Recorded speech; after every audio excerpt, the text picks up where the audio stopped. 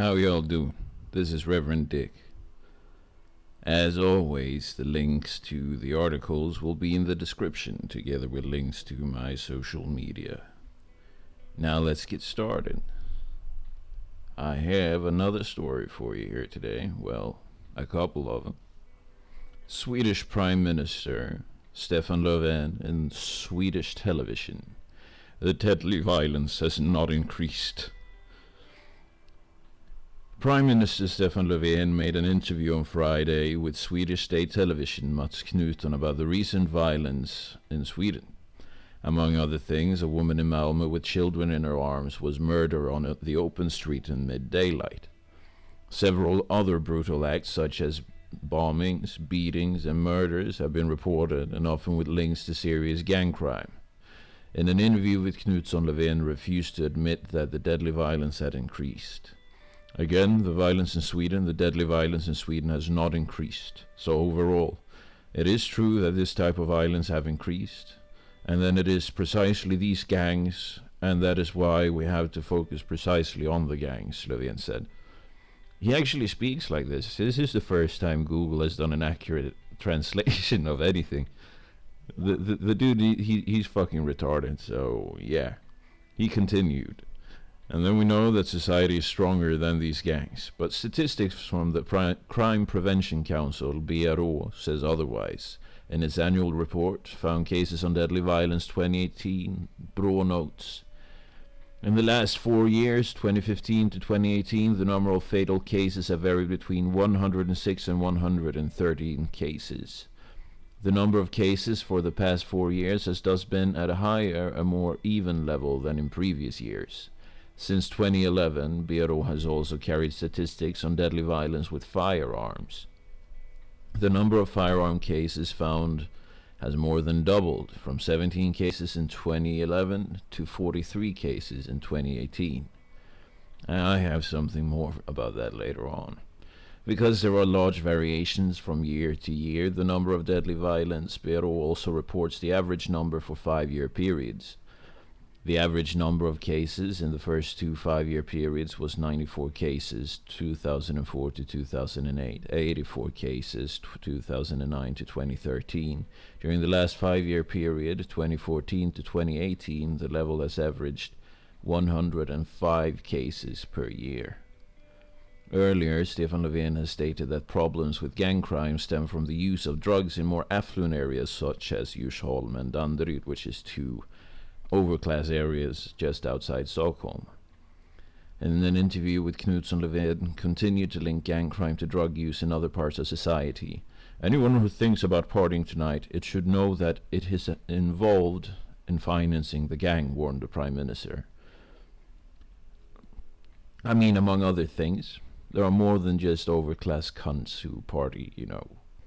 There are a bunch of lower class cunts who also like to do drugs, and especially amongst the migrant community.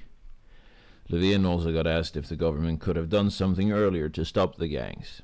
His answer was that the gangs were a huge problem and that things could have been done earlier. Now it is full focus ahead, he promised. Now, reality disagrees with this guy. So, this was published yesterday or day before yesterday, 30th of August. So far this year, there has been more fatalities in Stockholm County than during the whole of last year's figure shows in the daily news. Earlier this week, an 18-year-old girl was shot to death with automatic weapons in Råcksta. The scoreboard was probably a different person. She became the 14th dead victim in Stockholm County this year, and it is with guns.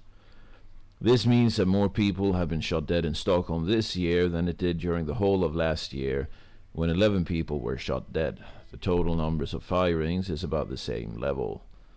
If we combine the number of killed and injured this year, it is about at the same level as the entire 2018, but the mortality rate has been alarmingly higher this year, says Sven Granath, criminologist and analyst at the police in the Stockholm region, to the Daily News. The worst year so far has been 2017, when 19 people were shot dead in Stockholm, but 2019 is already worse so far.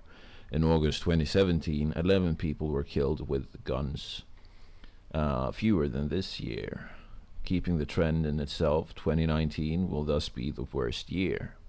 And another one who disagrees with Stefan Löfven and all of his fucking ministers is the Swedish king and his daughter, the crown princess. The king is worried about all the bombings and shootings. The king and crown princes are deeply concerned after the recent bombings and shootings in Sweden. During the Thursday, they had a meeting with the police.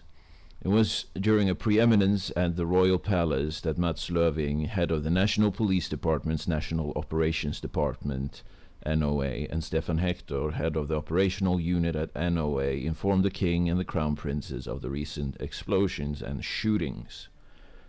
During the meeting, they were told, among other things, about how the police and other relevant authorities are working to prevent and combat these acts, says the Royal House in a press release. After the meeting, the king made the following statement. The concern that these acts raise in the public is shared by me and my family. We want to express our participation with those affected and at the same time express our support to the police and other authorities in their continued work.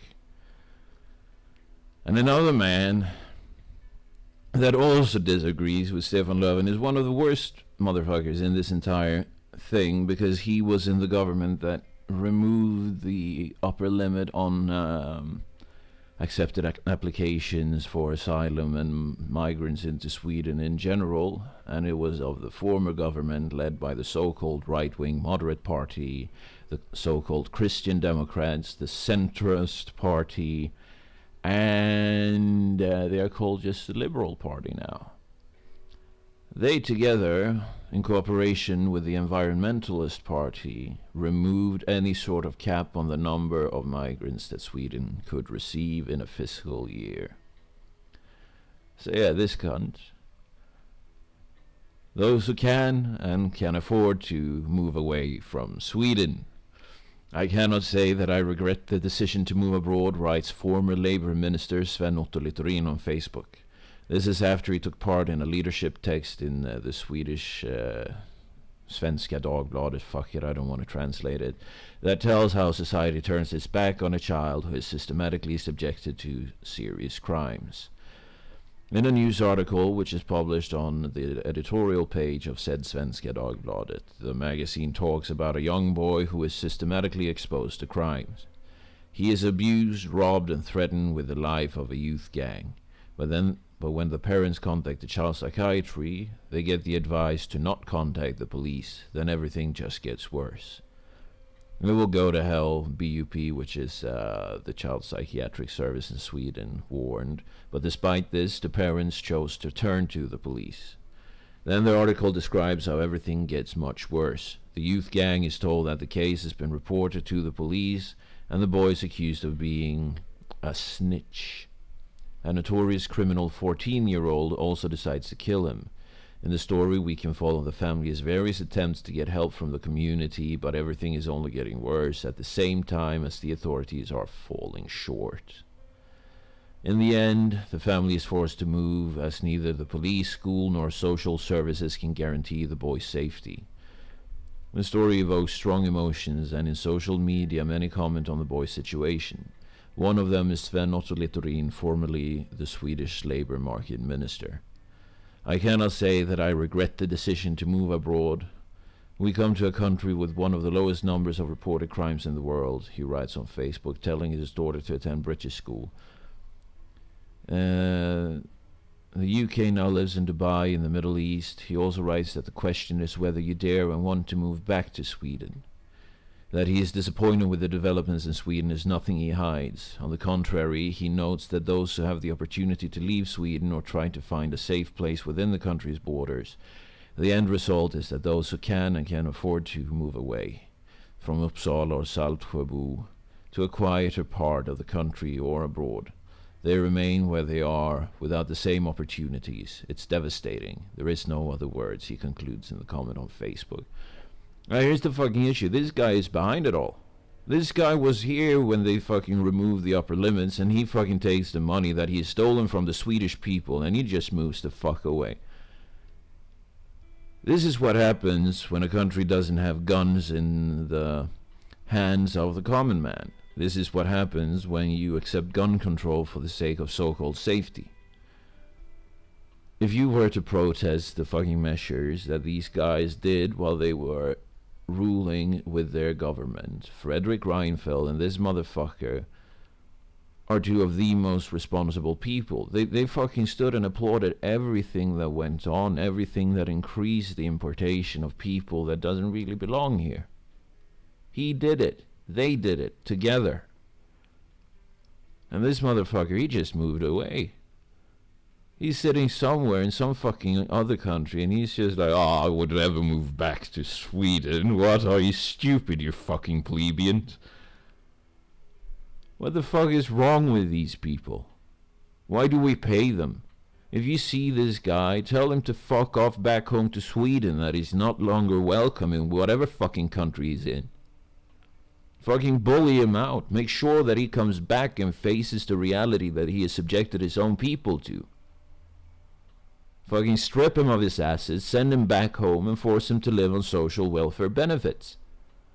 That's the only fucking correct thing to do. Anyhow, as always, the links will be in the description, as well as the links to my social media pages. If you like this video, like, share, subscribe, leave a comment. I do not moderate any comments, so you don't have to be nice. Take care. This has been Reverend Dick. Bye-bye.